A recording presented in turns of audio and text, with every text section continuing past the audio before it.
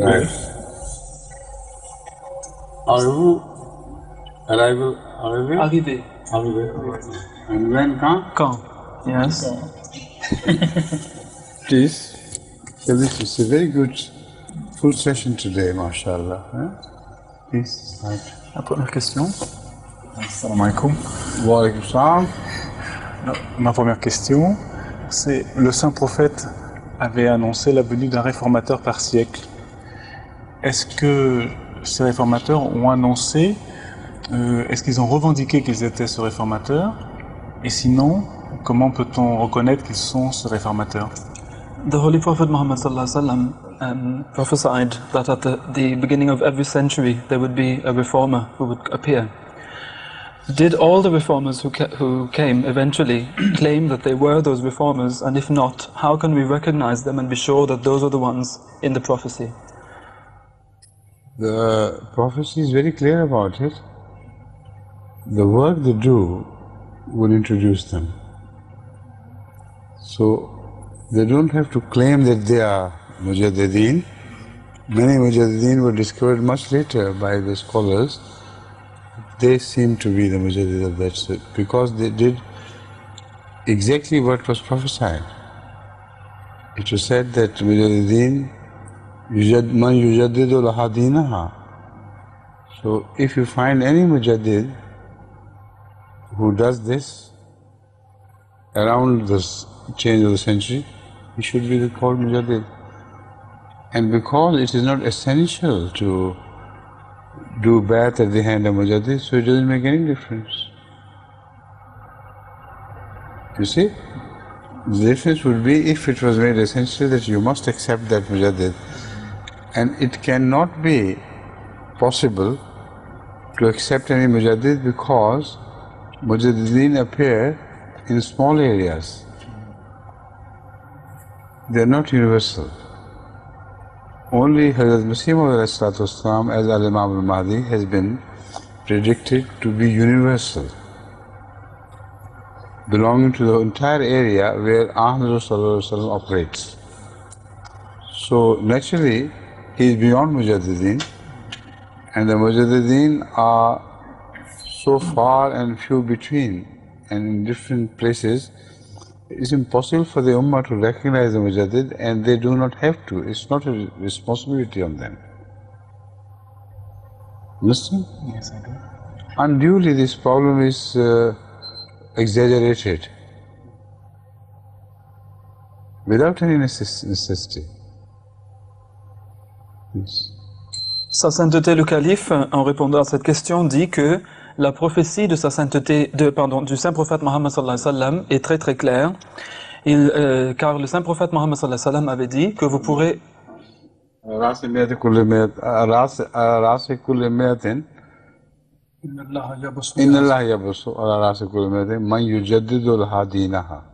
Donc c'était la parole même du saint prophète Mohammed sallallahu alayhi wa sallam que sa sainteté le calife vient de nous rappeler.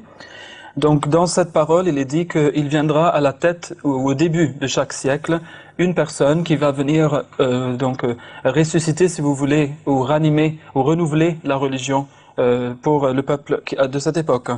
Et donc la prophétie dit que vous allez pouvoir reconnaître ces personnes à travers leurs œuvres, car l'œuvre sera de renouveler la religion et c'est ainsi que vous les reconnaîtrez. Donc ces personnes n'ont pas besoin de faire la revendication que nous sommes ces mujaddidines ou ces réformateurs promis dans la prophétie. D'autant plus que vous devez savoir qu'on ne nous a pas demandé de faire la bay'a ou le serment d'allégeance à la main des réformateurs. Et donc nous ne sommes pas tenus d'aller les chercher et de les reconnaître pour aller faire le serment à leurs mains. Aussi, sa sainteté, le calife, dit que leur sphère d'opération est très restreinte. Ils sont apparus à différents endroits dans le monde de l'islam et ils ont fait un travail qui était donc restreint dans sa nature et le seul réformateur qui devait être universel, selon la prophétie, était l'imam Mahdi. Il n'y a personne d'autre à part lui qui devait être universel. Tous les autres ne sont que pour des régions très restreintes. Et donc c'est pour cela, dit le calife, que je pense qu'on exagère un peu cette question au-delà de toute nécessité. Assalamu alaikum, Hazur. Wa alaykum salam, Mr. Shams Teju. Yes. Ma question c'est, bien des gens croient que le déluge était un phénomène global, alors que nous pensons que ce fut un événement restreint. Où est-il lieu et quelle est la signification spirituelle de cet épisode? Many people believe that the flood at the time of Noah, may peace be upon him, was a global event, whereas we believe it was a restricted event in space, on the earth. So where did it take place exactly, and what is the spiritual significance of the flood? If it were a global event, then you will not be here to ask me any questions. Because entire life on earth will be completely destroyed. The life which it took 1 billion years of evolution to develop, it will be completely wiped out of the face of the earth. So where Bisham stage you asking this question? So evidently it's not a global event, it cannot happen. Because for it to be a global event requires that all the ice in the North Pole and the South Pole must melt. And when it melts, it will leave no mountains, mountain tops safe for the landing of Noah. And if he had landed on any, for instance, Mount Everest, for instance, what will he do? Because this, the water would be everywhere. And it will take maybe 100,000 years for it to subside enough so that the land surfaces begin to reappear. It's all extremely stupid idea that it happened everywhere and it's a global event. It is not a global event. So why are you interested where it happened? One thing I am certain, and you can write it down, that it did not happen in Mauritius. Right? Okay. And also, what is the spiritual significance of the flood? This is also part of the That is question. obvious, evident. If a people as a whole destroy, reject a prophet of the time, and if that people in the sight of Allah have become so vicious and wicked that even the generations they will give birth to will follow them and not the prophet, then the purpose of creating man is destroyed by them. So that requires that they themselves should be destroyed. They should not be kept. That is exactly what the Holy Quran says. Noah did not want them to be destroyed. When Allah told him, these are the people who would give birth to wicked generations, wanton generations like they are themselves, and they will not believe. Then Noah begged Allah that in that case they should be wiped out. And that's yet what happened. Sa sainteté, le calife, dit que si ça avait été un événement global, eh bien, vous n'auriez pas été là pour me poser la question, car toute la vie qui avait pris 1 milliard d'années d'évolution aurait été complètement détruite. Et si ça avait été un événement global, entre autres, il aurait fallu que toute la glace des pôles nord et sud fonde. Et si toute cette eau avait fondu, il ne subsisterait aucune montagne, aucun sommet de montagne ne dépasserait le niveau de l'eau. Donc Noé, que la paix soit sur lui, n'aurait pas pu trouver une montagne ou un mont où s'arrêter avec son arche. Et même s'il il essayait de se réfugier sur le mont Everest, il n'aurait pas pu le voir car ça serait sous beaucoup d'eau. Ce n'est certainement pas donc un événement global. Le calife dit que vous voulez savoir où ça a eu lieu, je ne sais pas pourquoi, mais je peux vous dire, et j'en suis certain, dit le calife, c'est que le déluge n'avait pas eu lieu à l'île Maurice. Donc ça c'est sûr. Alors, le calife dit que sa signification spirituelle, c'est quoi? C'est que si un peuple en entier rejette le prophète de l'heure, eh bien, il peut arriver qu'il soit si méchant et si vicieux que les générations qui allaient les suivre ne suivraient plus les prophètes, mais les suivraient eux. Et alors, tout le but de la création de l'homme ne serait pas servi. Et c'est ainsi que ce peuple-là ne mérite pas la survie et Dieu décide de les détruire. Et c'est exactement ce que nous voyons dans le cas de Noé, que la paix soit sur lui, lorsque Allah subhanahu wa ta'ala avait dit à Noé que ces gens qui ne sont pas sur l'arche, ils ne vont pas survivre. Ces personnes ne vont pas croire en toi et les générations qui vont les suivre ne vont pas croire en toi et donc ils méritent la destruction, ils ne seront pas sauvés et c'est ce qui se produisit.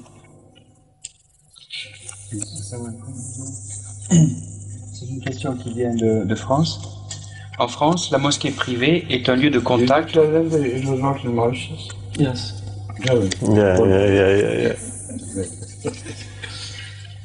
Please. En France, la mosquée privée est un lieu de contact où il est très facile d'intéresser les jeunes à l'interprétation Ahmadiyya. La participation de nos jeunes à la prière congrégationnelle peut-elle être justifiée si l'intention est de prêcher et que l'imam est soit ignorant, soit neutre à propos de l'Ahmadiyya? In France, the mosques are usually places where you can make very good contacts with the young people and get them interested in the Ahmadiyya philosophy, the Ahmadiyya viewpoint. Is it permissible to pray in those mosques if your intention is to get these contacts for Tabligh and if the Imam is not particularly opposed to Ahmadiyya or is neutral?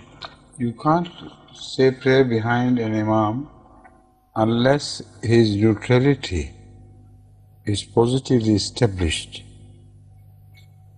in the sense that he may claim that the teachings of Masih Maud Islam, which you tell me, I may not understand it fully, but I can declare that this man is not a liar. If he says that, after that you can start frequenting the mosque. But if you do it quietly like a thief, you'll be caught. And it will result in very serious consequences. They say this man has been doing this while he is a kafir and Mr. Islam is also this and that. What is the fun in going for collecting people in the mosque? The whole world is full of people. Mostly the mosque-going people are some crooked, a little bit twisted in the mind. Most often. So instead of finding them, why don't you find straightforward, honest people in the streets everywhere in France? You can discover them and start preaching to them. It will be much more laborious, I assure you, to start finding people from the mosque and work on them, because they have been previously told by the ulama about the fundamental doctrines of Islam, and the ulama's understanding of those doctrines is wrong. So how will you straighten them first? Why waste time on straightening them? If they come to you, of course you have to pay attention to them, but don't ask for trouble. Sa sainteté, en répondant à cette question, nous dit que vous ne pouvez pas faire la prière derrière un imam à moins que sa neutralité ait été établie sans l'ombre d'un doute. Par exemple, il pourrait déclarer que j'ai étudié les enseignements de celui que vous dites est l'imam Mahdi. Je ne comprends pas tous ces enseignements, mais je peux dire que cet homme n'est pas un menteur. Dans ce cas-là, vous pourrez faire la prière derrière lui et fréquenter sa mosquée. Mais par contre, si vous continuez à aller à la mosquée en tant que voleur, c'est-à-dire en cachant votre identité, un jour ou l'autre, vous vous ferez attraper. Et lorsque on vous attrapera, on pensera du mal de vous, et on pensera du mal aussi du Messie promis. On va dire que voilà un kafir qui s'est infiltré chez nous, et il ne s'est pas révélé, etc. Mais maintenant on l'a attrapé, maintenant on le connaît. Bien, cela ne sera pas bien, et vous vous trouverez dans des problèmes très graves. Le calife dit pourquoi, de toute façon, aller chercher les personnes qui se trouvent dans la mosquée. car ces personnes-là ont déjà été mises en contact avec les enseignements des ulama, et donc leur esprit est un peu tordu. Déjà, leur façon de voir les choses n'est plus aussi droite qu'elle aurait pu l'être. Donc, il vaudrait mieux aller chercher les gens qui sont partout dans les rues en France. Il y a beaucoup de gens et des millions de personnes qui n'ont pas entendu parler de l'imam Mahdi. Et ces personnes-là ont l'esprit encore très neutre et très clair. Et vous n'aurez pas besoin de gaspiller du temps à redresser l'esprit tordu de ces personnes qui ont été qui ont eu un contact avec les enseignements des ulama qui eux-mêmes sont tordus. Please. Wa alaikum salam. I received a letter from your father yesterday. Ji, Are you aware of what's happening there? non. Ma question est la suivante. Que pense Hazur des femmes en politique? What is Hazur's opinion about women in politics? The same as my opinion about men in politics. No difference. Thank you. Next man.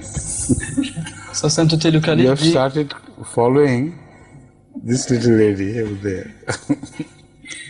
Faiza. No? Okay, next. Bonjour. Quand votre prochaine visite en Afrique francophone et que voulez-vous y accomplir? when is your next visit to French-speaking Africa, and what would you like to accomplish there? Well, I like to accomplish there whatever I like to accomplish everywhere, whether it's French Africa or English speaking or whatever it is. But the point is that when will Africa be ready to receive me by resolving their internal problems and political, economic situation?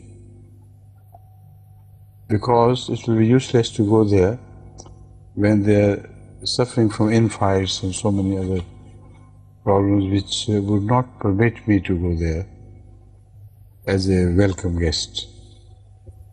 But one country has contacted me already, and the representative of that country, who is an important minister holding an important portfolio, has insisted that I must come as soon as possible, and all the facilities by the state will be offered to contact the white public and travel wherever I like, to deliver the message. That he has committed himself, that he will see to it. So I've already told Tabshir to start looking for this opportunity. If we keep waiting for the whole of Africa or East Africa or West Africa to be ready so that I can go from one country to another, then perhaps it's a very long wait for me. But if one country requires me or requests me to come, I think we should better avail of that opportunity. Just go there and return. When other countries are ready, we can do the same thing. And that will help me by shortening the tour. Because if I start from one end of Africa and start moving on, it takes so long, and I cannot properly attend to all the requirements of each country. So it's much better to organize a short tour and back home, then another and back home, and so on, inshallah. Sa sainteté le calife dit que vous me demandez ce que j'aimerais y accomplir, c'est-à-dire en Afrique francophone. Eh bien, j'aimerais y accomplir tout ce que j'aime accomplir dans le reste du monde. Le calife dit, mais la question c'est, quand l'Afrique sera-t-elle prête à me recevoir? Quand elle aura fini de trouver des solutions à ses problèmes internes qui sont divers et très complexes? Eh bien, le calife dit qu'en fait, il faut attendre qu'il puisse trouver des solutions à ses problèmes avant qu'il soit prêt à me recevoir. Il y a quand même, dit Huzour, un pays particulier qui m'a déjà contacté à ce sujet, et aussi l'un de leurs ministres qui a un poste très important a insisté que j'y vienne, et il m'a assuré que le gouvernement allait mettre à ma disposition tous les moyens pour que je puisse contacter le public comme je le veux et présenter le message comme je le veux. Donc j'ai demandé à la section de la communauté qui s'occupe de ces affaires de bien se tourner vers cela et voir quelles sont les possibilités, car j'ai pensé qu'il vaudrait mieux que, au lieu d'attendre que toute l'Afrique de l'Est ou toute l'Afrique de l'Ouest ait résolu tous leurs problèmes, eh bien, avant d'y faire une visite, que peut-être ça serait mieux que lorsqu'il y a un seul pays de près et qui nous invite, eh bien qu'on y aille puis qu'on rentre en Angleterre. Aussi, cela me permettrait de réduire la durée de ma visite et je pourrais me tourner vers les besoins du reste de la communauté internationale. Donc, ça serait peut-être mieux, dit Huzour, de faire des va-et-vient entre les différents pays au fur et à mesure que ces pays sont prêts à me recevoir. Yes, ladies, please. À votre connaissance, des tests génétiques ont-ils jamais été effectués pour démontrer l'origine commune des Juifs, Afghans et Cachemiriens? To Huzour's knowledge, have any genetic tests ever been carried out to prove the common origin of Jews, Afghans and Kashmiris? This is not the case of genetic test. Because the fundamentals of genetics are ancient. And these, these small affairs of racial grouping and geographical grouping, they appear much later. So they can't sink deep into human genetics. But other tests can be carried out from which you can ascertain which group someone belongs, to which group someone belongs. These tests are common, but they do not go deep into the genetic chromosome and its character. So the other means to determine what sort of people they are. But why should he be interested? Why should she be interested in finding out through genetics who is a Jew and who is not a Jew and who is this and that? They are apparent. They claim and their claim is accepted, and their claims are accepted mostly because of features. Different people have different features, and their features are telltale. And also the mental attitudes and styles and things. So are you afraid that you may not be able to recognize a Jew, so you must put him to a genetic test and then we feel safe about him? Why did you think of this question? That is the question. Huzour, there was a test carried out in 1992 on different peoples, and it was on a particular part of the mitochondrial tissue or something. And it was proven that there was a part of this which is common only to so far as they know, to the Jews and to the Arabs, and it's inherited to the father, which is one of the rare cases where they can determine something coming from the father. Usually, it's from the mother. And the article that this question is based on actually it said that the Arabs and the Jews definitely have a common father at some point. They don't know who. But probably Abraham, because he's the only figure known. Yes, that's what I'm saying.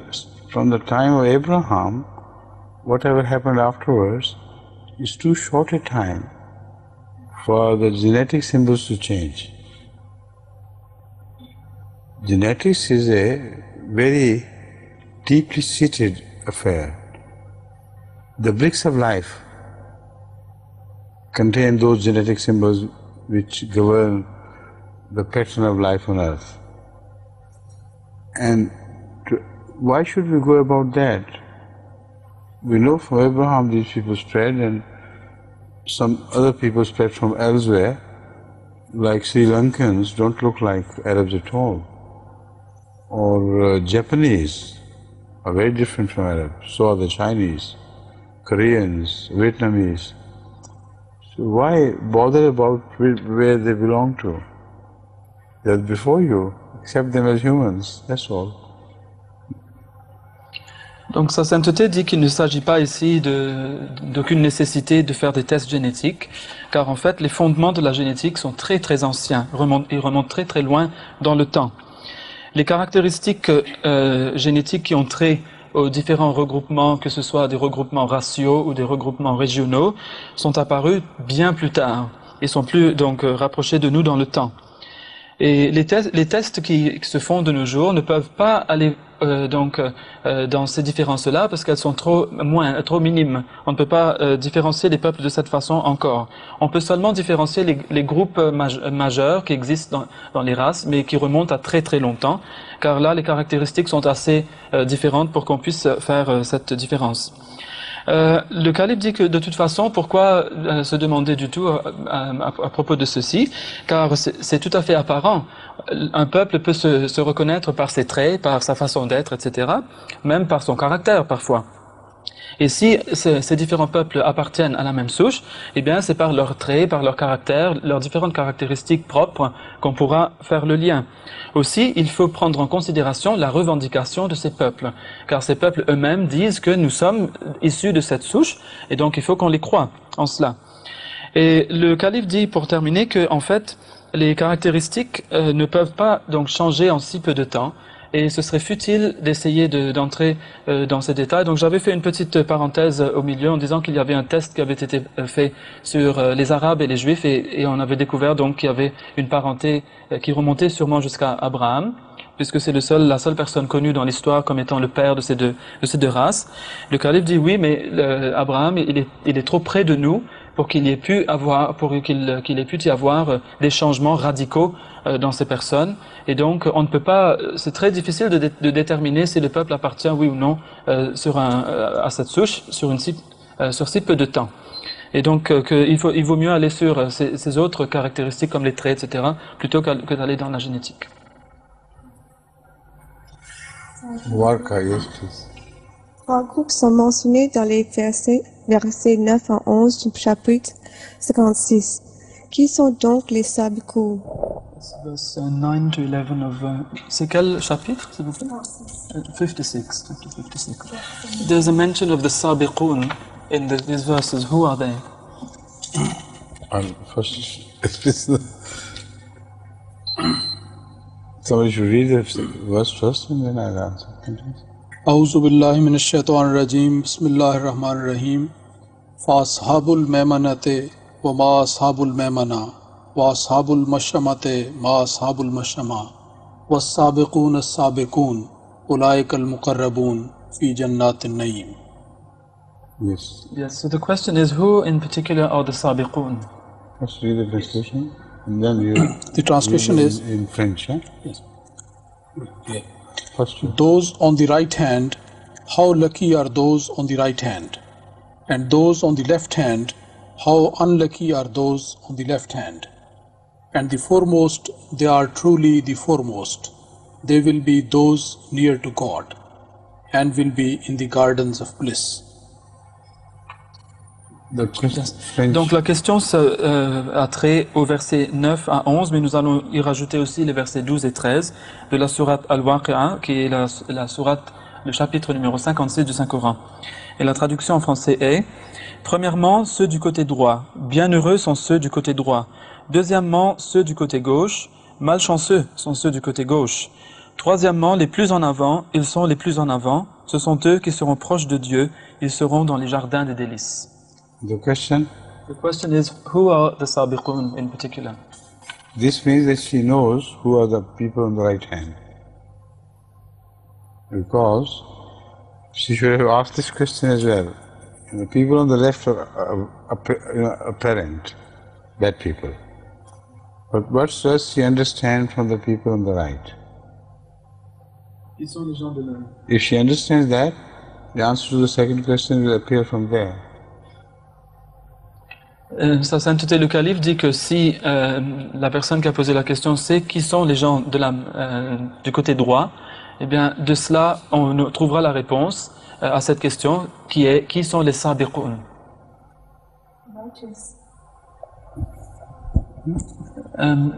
She's saying they're the righteous people according to her, the people of the right hand. And the forward people are mentioned as above them in righteousness. And that's the answer. The Holy Quran is so clear. The forward people are those who are better than them in righteousness. You understood? Thank you. Now, great Faiza and her short question. I'll just translate this little piece. Sa sainteté dit que si vous avez compris que les gens de la main droite, du côté droit, sont les gens pieux, comme l'a dit la dame, eh bien, les sabiqoun seront tout simplement ceux qui sont encore meilleurs, encore plus pieux, encore plus bons que ces derniers, et seront donc à un niveau supérieur par rapport à ces derniers. Why did you say côté droit? That means Ivory Coast. Non, côté droit. Un autre côté droit. Ok. Please. Que signifient les versets 28 et 29 de la sourate Al-Najm? This time I think you Surat Al-Najm. Hit the gold mine, eh?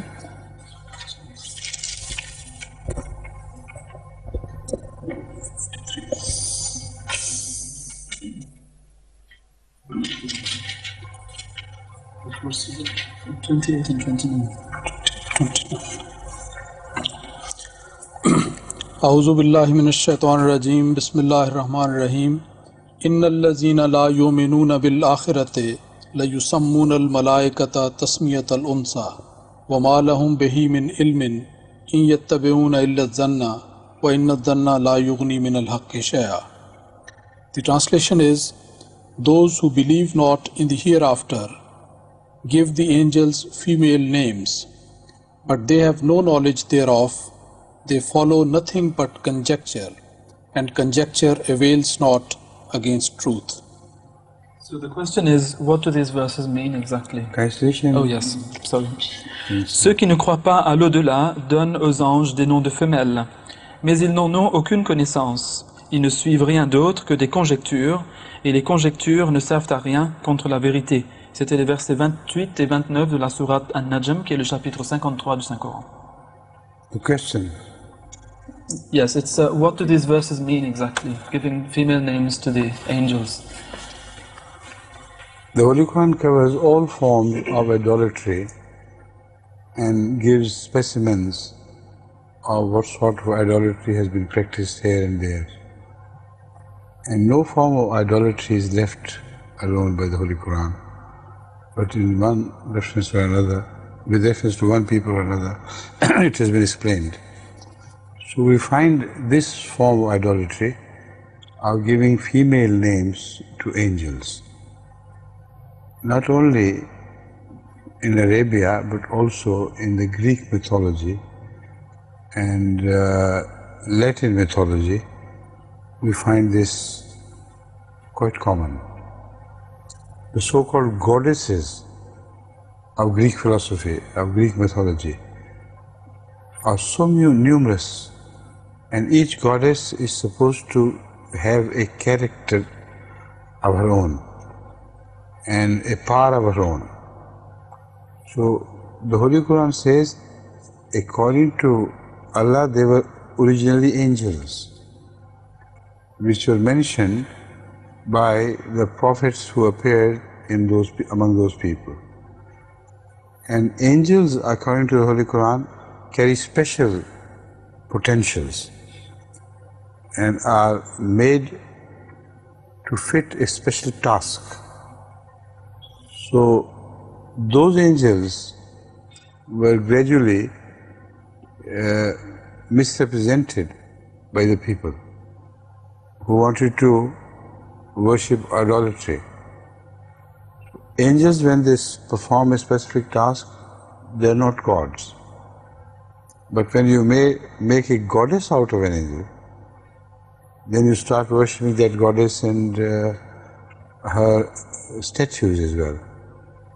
So this is what the verse refers to. And thank you at last for asking one question which required great explanation. Thank you.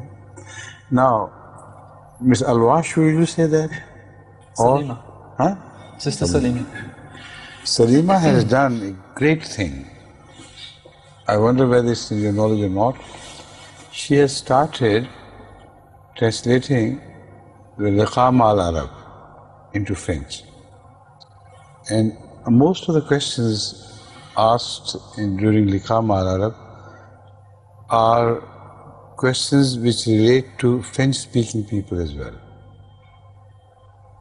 So it's a wonderful work she has undertaken, and already I think she has proceeded some. Are you aware of this? Yes. We're working together actually, all three of us now. Jamal has joined the team also yesterday. Very so, good, inshallah, mashallah. pray for So us. what do you propose to do with it?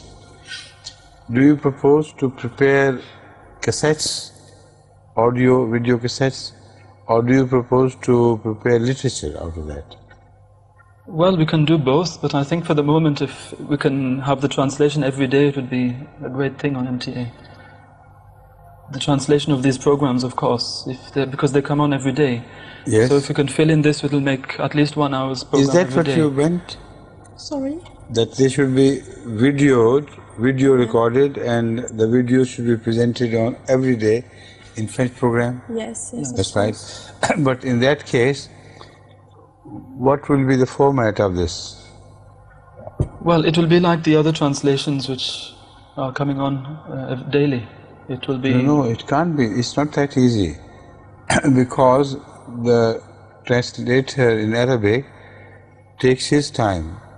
No, we don't do it that way. And I take my time. Yes.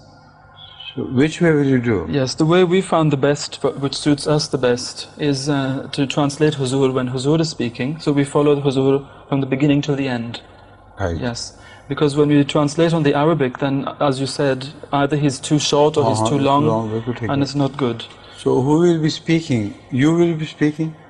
Well, when I translate it, I'll be speaking, and then we'll be letting the Arabic person speak. It will be in French and Arabic.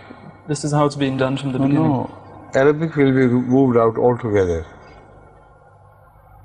Arabic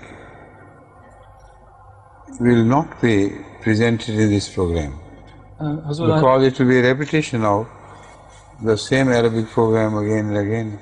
Actually, it already comes on MTA with in the original form in English and Arabic. That's so right. So when the translations come on as well, then in principle they should be translating what Huzur says and then letting the Arabic translator speak, because it's coming on Why simultaneously. It comes on simultaneously on the television, you see. Does it appear simultaneously? Yes. So all the tapes are played together, so it has to follow. So obviously when Huzur has finished speaking, then the Arabic translator has to speak. So either you... This is what I said to begin with. Arabic translator takes his own time, which is sometimes much longer, sometimes shorter. So if you try to mix them together, then this problem will be created. French answer will be finished sometimes too soon. No. What I'm saying is, well, when Huzur speaks, we translate Huzur like when Huzur makes any other program. Okay, we then you Huzur. put it onto the same cassette. Yes, this is in what which Arabic answer is given. Yes. So it can't tally? No, Huzur. You see, let's say Huzur takes 5 minutes to speak. So when we speak, when we translate Huzur, we also take 5 minutes. Not necessarily. Yes, because sometimes you do it much shorter. I know that. But not when sometimes I have to inquire from everybody, has he said everything? But it's not the same. When you translate simultaneously, it's never the same. Then we follow word for word what Huzur is saying. It's not exactly the same thing, obviously. And then we also regulate our speed to follow Huzur while he's speaking, you see. We somehow fail to understand each other. How will the audience understand you when I can't understand you? May I try again, perhaps? All right, we have 21 minutes for you to try. All right, thank you. Again. When Huzur is speaking, after that, let's say Abada is making the translation. Let's say Huzur has taken 5 minutes. All right, he is translating in Arabic and you are translating me in French. Okay. Start doing it simultaneously. No, that's not what we do. No. We don't do this. It's when Huzur is speaking that I'm speaking at the same time. Right. Yes. So when Huzur starts, I start. When Huzur stops, I stop. Then the Arabic translation comes through because it's a bilingual program. That is the problem which I have understood, and still it is a problem. Because in French, the time you take to understand English is not the same. It's impossible for you to translate me verbatim currently, even if you have prepared before. Because there are some sentences in French which have to be explained and enlarged. There are some expressions which are much shorter. So this cannot happen like this. Only it can happen if overall you measure the time first and try to jam-pack everything into that time. Then sometimes it will happen that I speak on and you disappear from there for a while. And then when you speak on, I disappear from there. Something like that has to be organized, otherwise the program cannot be simultaneously displayed. But obviously, if we have to explain something, sometimes our translation can get a bit longer, and then we encroach upon the Arabic translation a little bit to be able to explain whatever we'd missed out. All right, first you do it. All right. And let's have the opinion of the world about how it's going on. Okay. If I can give my opinion, it's better to keep the Arabic translation because some French speaking are also Arabic speaking. Yes, that's what I also think as well.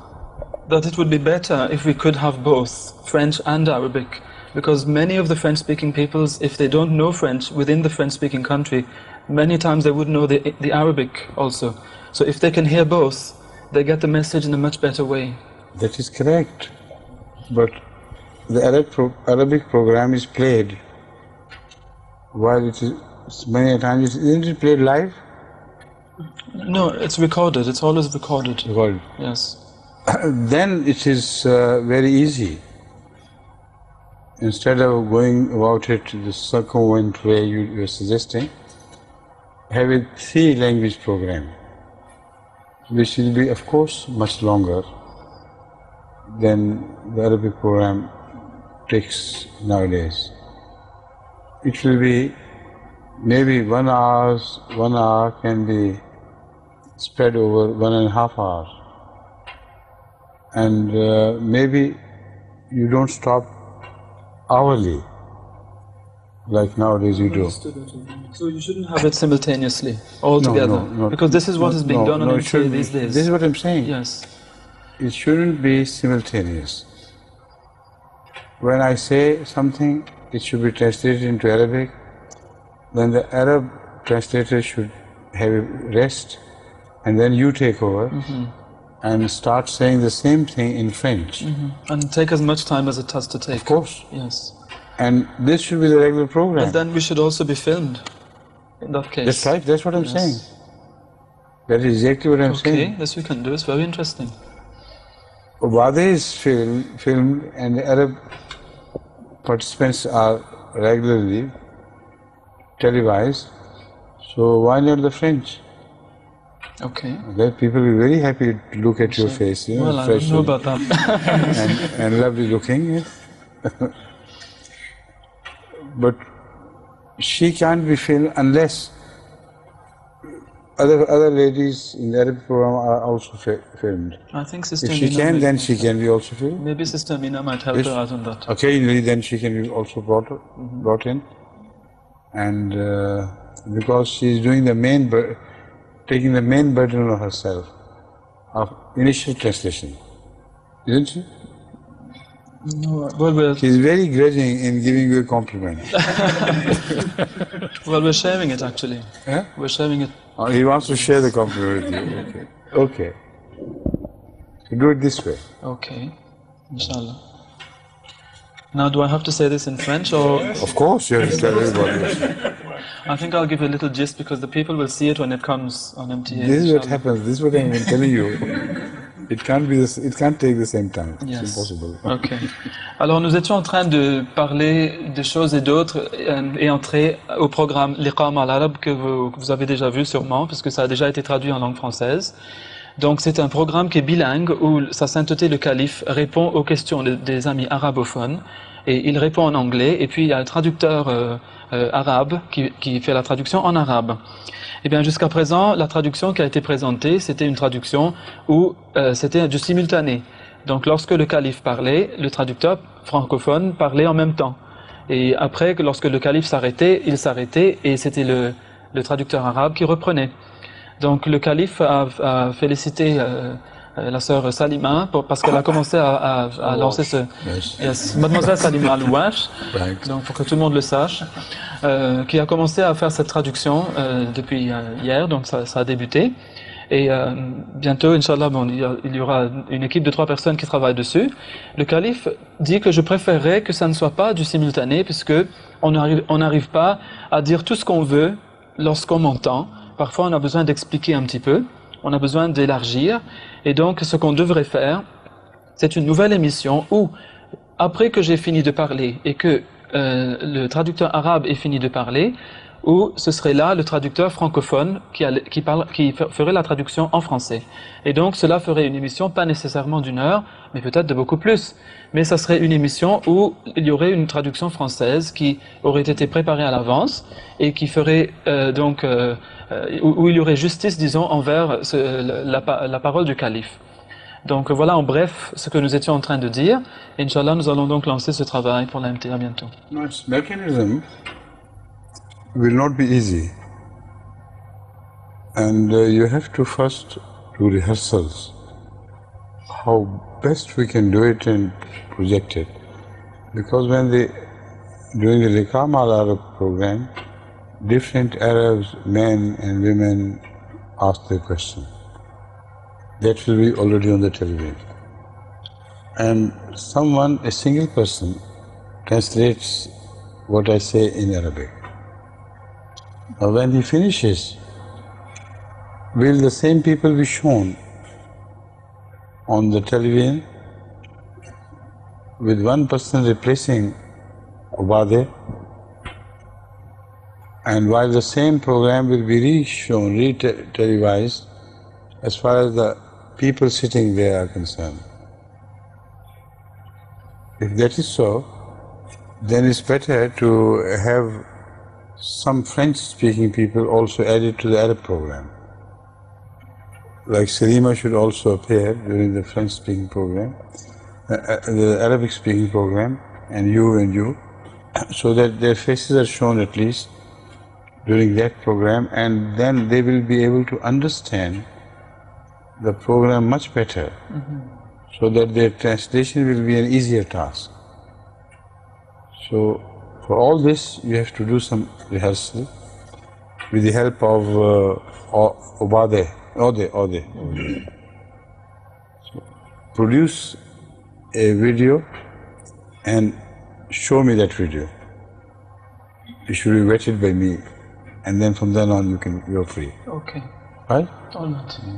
Sa sainteté le calife, Sa sainteté le calife dit que ça serait une bonne chose qu'on ait les mêmes personnes qui apparaissent dans la traduction française, qui seraient présentes aussi dans le programme même de l'Iqam al-Arab. Comme cela, les gens verraient les visages de ces personnes lorsqu'il y aurait traduction. But there would be just one catch. There were already so many, almost 400 programs now, which have been done, and we will definitely not be in those. So we will not be appearing as participants in those programs. So an alternative arrangement should be made for them. An alternative arrangement can be made easily, no problem. You occupy the seat of Ode or Abade, and when they finish, you take charge.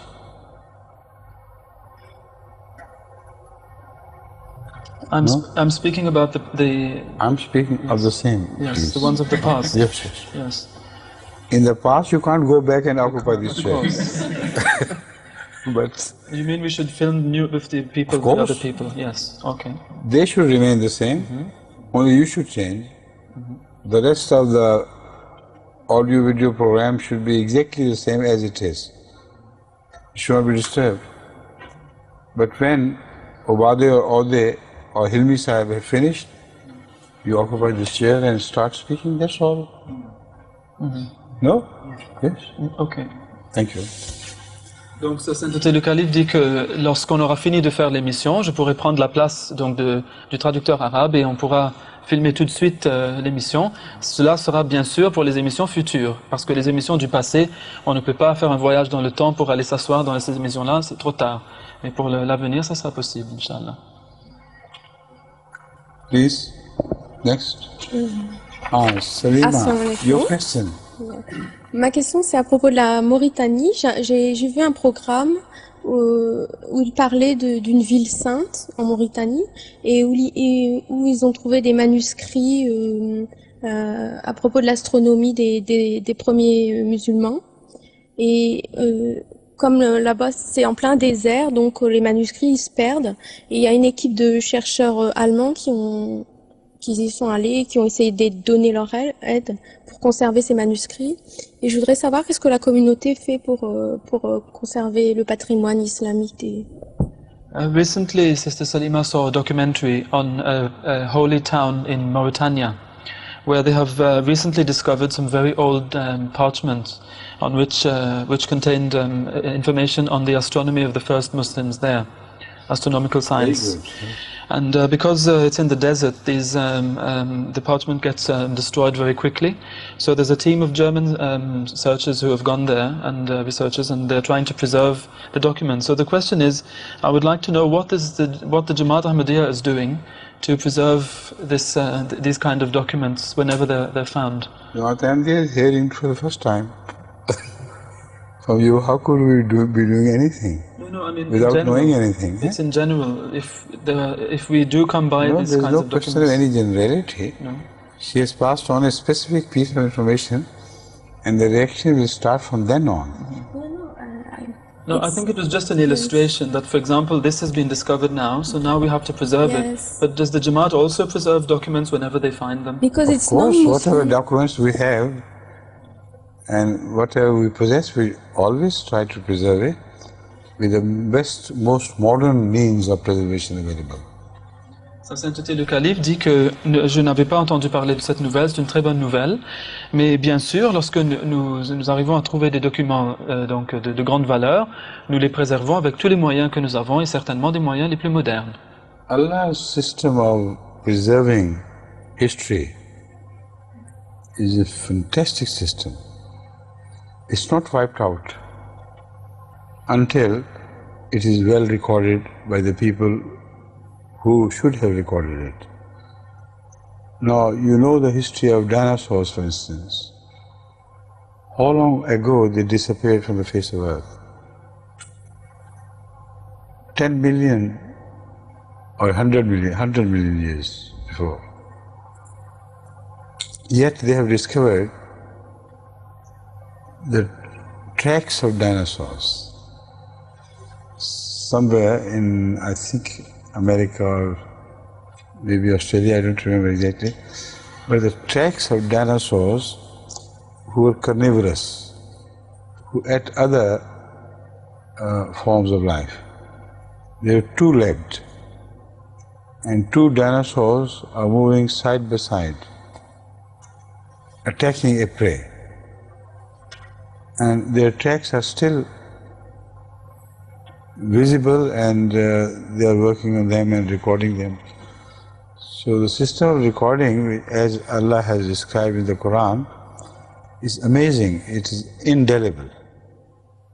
So we try to follow that with the grace of Allah. Sa Sainteté le Calife dit que le système qu'Allah a pour préserver l'histoire est vraiment fantastique. En effet, rien d'important du passé n'est effacé avant que les hommes n'aient eu la chance de tout noter et donc d'en prendre bonne note. C'est ainsi que, par exemple, on a découvert les traces de pas de deux dinosaures carnivores qui poursuivaient leur proie. Et ces traces de pas ont montré comment ils chassaient en groupe, etc. Et cela a été préservé alors que cela date de plusieurs millions d'années de cela. Donc ce système est vraiment merveilleux et c'est ainsi qu'Allah préserve les choses pour notre bien et pour notre connaissance. The prey they were pursuing was four-legged, and the imprints of that four-legged animal who was trying to escape the charge of dinosaurs is also recorded on the soil. And this two-legged thing is leaping forward so rapidly that he closes in on them, on the escaping animals, and gets hold of them. Fantastic things happened during the past ancient times. Wish you were there to see and observe.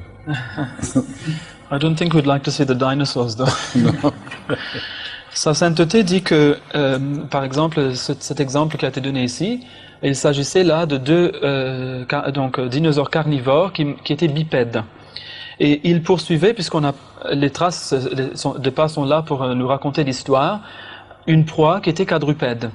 Et on a vu, en mesurant la distance entre les traces de pas successives, eh bien, que ces bêtes carnivores, ces dinosaures carnivores, faisaient des sauts immenses, très très rapides sûrement, pour pouvoir rattraper leur proie, qu'ils rattrapaient avec grande facilité. Donc vraiment, le passé, ça recèle beaucoup de choses très intéressantes, très merveilleuses. Et dommage qu'on n'ait pas été là-bas pour les voir, mais bien sûr, on n'aurait pas aimé voir des dinosaures. The point is that the tracks are recorded and kept. This is amazing. 100 million years before something happens and the tracks are recorded. That's the point which I want to make.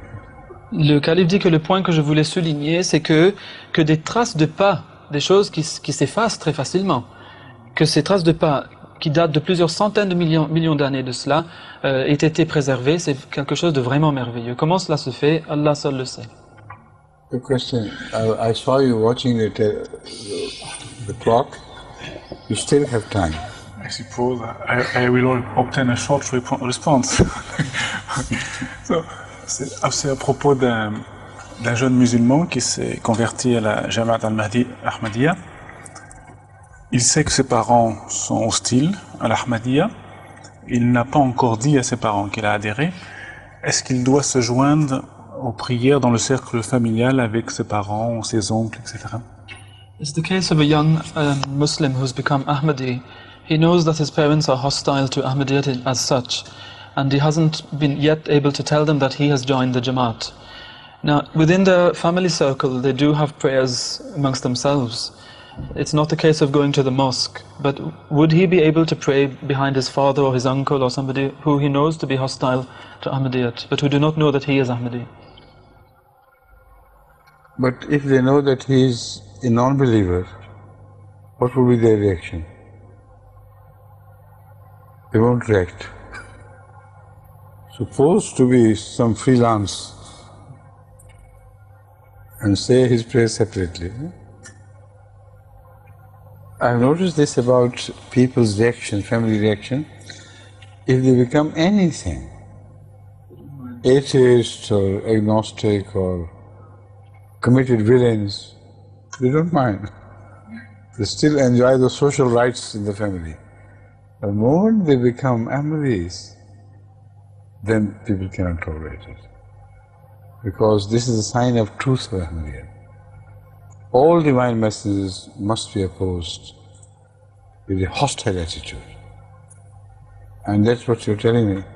So advise him not to show anybody where he's an Ahmadi, but not to show either that he's a very strong Muslim. They will leave him alone. Right? Sa sainteté, le calife a donné une réponse. But when he's saying prayer, he must bolt the door from inside. Right?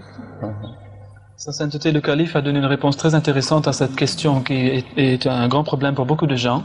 Et c'est que le calife dit qu'en fait, vous allez remarquer que la plupart du temps, lorsqu'un jeune décide de devenir autre chose qu'un musulman, par exemple un athée, un agnostique, n'importe quoi, la famille va le tolérer et il va quand même jouir de ses droits dans la famille, au sein de la famille. Mais du moment qu'il devient Ahmadi, il y a quelque chose qui se passe, ils le détestent, ils vont s'opposer à lui, etc.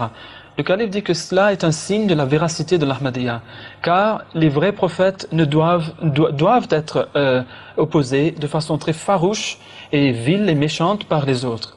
Donc s'il y a hostilité envers les Ahmadis, c'est que l'Ahmadiyya est vrai. Donc le calife dit que cette personne ne montre pas qu'elle est Ahmadi, mais qu'elle ne montre pas non plus qu'elle est une très bonne croyante musulmane, donc qu'il se tienne un peu à l'écart, et lorsqu'il veut prier, qu'il prie dans sa chambre et qu'il mette le taquet, donc qu'il verrouille sa porte et pour qu'il ne puisse pas trouver. I understand that much French. When you translate me, then I understand, not otherwise. Okay, the time is over, or about to be over. It's only 25, 24, 23, so many seconds left. So I take leave of you. Thank you very much. Au revoir. Au revoir.